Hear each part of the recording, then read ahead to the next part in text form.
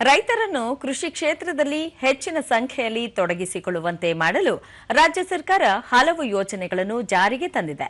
ಇದೇ ಸಮಯದಲ್ಲಿ ಬದಲಾದ ಹವಾಮಾನ, ಮಣ್ಣಿನ ಸಂರಕ್ಷಣೆಗೆ ಒತ್ತು ನೀಡಬೇಕಾದ ಅಗತ್ಯವೂ ಇದೆ. ಆಯಾಯ ಪ್ರದೇಶಗಳ ಮಣ್ಣು, ಹವಾಗುಣಕ್ಕೆ ತಕ್ಕಂತೆ ಬೆಳೆ ಬೆಳೆಯುವುದು ಸೂಕ್ತ.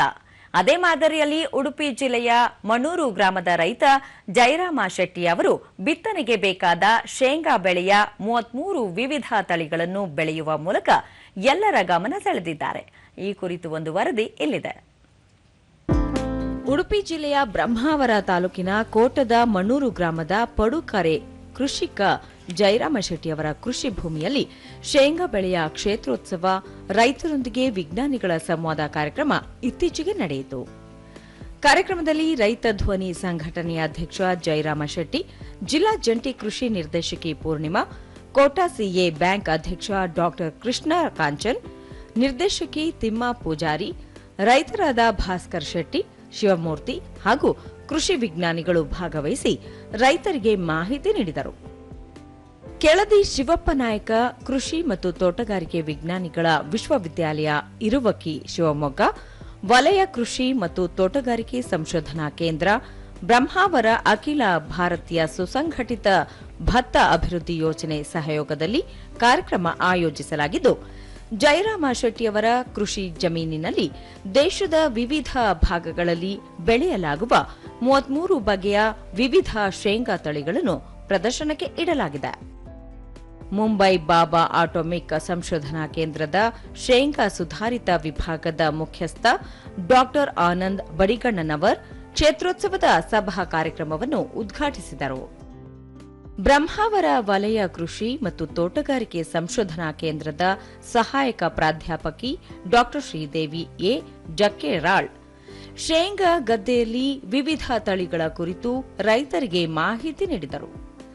ರೈತ ಪರವಾಗಿ ಉಪ್ಪುಂದ ಶೇಂಗಾ ಖರೀದಿ ಕೇಂದ್ರದ ಮಾಲೀಕ ಗಣೇಶ ಗಾಣಿಗ ಕರಾವಳಿ ರೈತರ ಸಮಸ್ಯೆ ಶೇಂಗಾ ಬೆಳೆಯಿಂದ ವಿಮುಖರಾಗುವ ವಿಚಾರ ಕುರಿತು ಇಲಾಖೆ ಹಾಗೂ ವಿಜ್ಞಾನಿಗಳಿಗೆ ಮನವರಿಕೆ ಮಾಡಿದರು.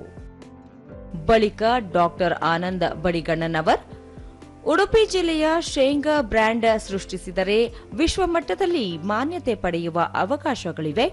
ಇಲ್ಲಿನ ಈ ಬೆಳೆಗೆ ಭಾರಿ ಬೇಡಿಕೆ ಇದ್ದು ಕಾಲಕ್ರಮೇಣ ಇದರ ಉತ್ಪಾದನೆಯಲ್ಲಿ ಕುಸಿತ ಕಂಡಿರುವುದರಿಂದ ಇಲಾಖೆಗಳು ಹೊಸ ಆವಿಷ್ಕಾರಕ್ಕೆ ಮುಂದಾಗಿದೆ ಎಂದರು.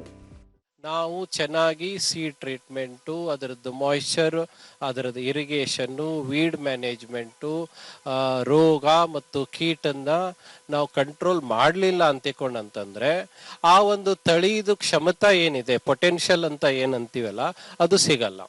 ಓಕೆ, ಅದಕ್ಕೆ ನಾವು ಹೇಳ್ತಾ ಇರೋದಂದ್ರೆ, ನಾನು ಇಲ್ಲಿ ನೋಡಿದೆ ತಳಿಗಳೆಲ್ಲ ಚೆನ್ನಾಗಿದ್ದಾವೆ. ಇವನ್ ಇಲ್ಲೆಲ್ಲ ನೀವು ನೋಡ್ಬೋದು, ಇವನ್ TME2 ಕಿಂತ ಎಷ್ಟೋ ತಳಿಗಳು ಚೆನ್ನಾಗಿದ್ದಾವೆ.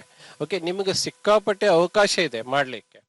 ದೂರದರ್ಶನದೊಂದಿಗೆ ತಳಿ ಶಾಸ್ತ್ರಜ್ಞೆ ಶ್ರೀದೇವಿ ಜಕೇರಾಳ್ ಶೇಂಗಾ ಇಳುವರಿ, ರುಚಿ, ಧಾರಣೆ, ತೂಕ ಇವುಗಳನ್ನು ಗಮನದಲ್ಲಿಟ್ಟುಕೊಂಡು ಪರ್ಯಾಯ ತಳಿಗಳ ಸಂಶೋಧನೆ ಕೈಗೊಳ್ಳಲಾಗಿದೆ ಹಾಗೂ ಜಿಲ್ಲೆಯಲ್ಲಿ TMV2 ಸೂಕ್ತ ಎನ್ನುವ ಮನೋಭಾವನೆ ರೈತರಲ್ಲಿದೆ. ಈ ಕಾರಣಕ್ಕೆ ಮುಂದಿನ ದಿನದಲ್ಲಿ TMV2 ಸಮೀಪ್ಯ ಗುಣಲಕ್ಷಣದ ತಳಿಗಳನ್ನು ಅಭಿವೃದ್ಧಿಪಡಿಸಲಾಗುವುದು ಎಂದು ತಿಳಿಸಿದರು.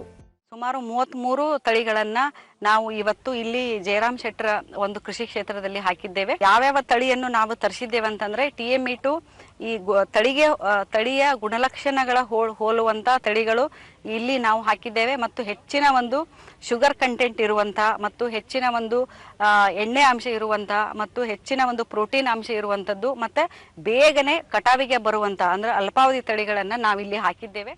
ರೈತ ಜಯರಾಮ ಶೆಟ್ಟಿ ವಿಜ್ಞಾನಿ ಹಾಗೂ ರೈತರೊಂದಿಗೆ ಚರ್ಚಿಸಿ ಕರಾವಳಿಗೆ ಸೂಕ್ತವಾದ ತಳಿಗಳನ್ನು ಆಯ್ಕೆ ಮಾಡಿ ವಿಜ್ಞಾನಿಗಳ ಮೂಲಕ ಸಂಶೋಧನೆಗೆ ಸಹಕರಿಸಲಾಗುವುದು ಎಂದು ಹೇಳಿದರು.